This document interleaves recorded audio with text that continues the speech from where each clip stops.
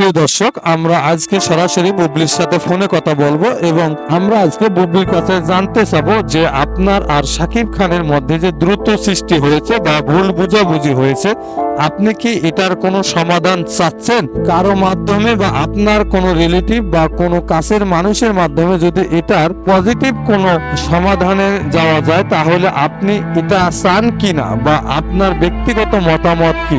একটা বিষয় কি দাদা, আমাদের সোসাইটিতে একটা বাজে প্র্যাকটিস আছে। সেটা হচ্ছে যে আপনি যেটাই করবেন দিন শেষে একটা মেয়ের উপর দোষ আসে।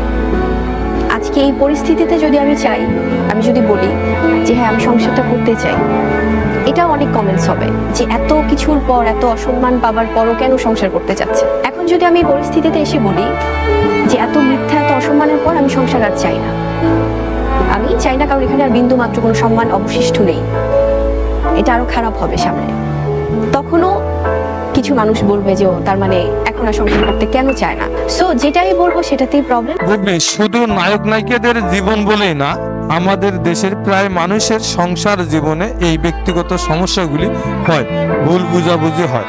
আবার তাদের পাশের বা কাছের কোনো মানুষের মাধ্যমে দুই পক্ষ বসে সেটার একটা সমাধান হয়।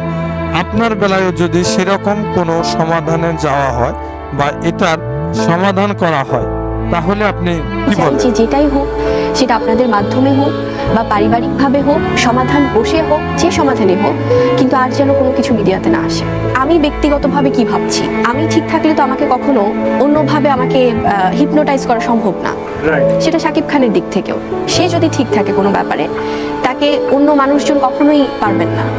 সো উনি কি চাচ্ছে ওনার জায়গা থেকে সেটা আমার সাথে শেয়ার করুন, পারিবারিকভাবে বসুন বা আপনাদেরকে নিয়ে বসুন, কিন্তু কোনো কিছু যেন আমাদের মিডিয়া থেকে আর না দেখতে হয়।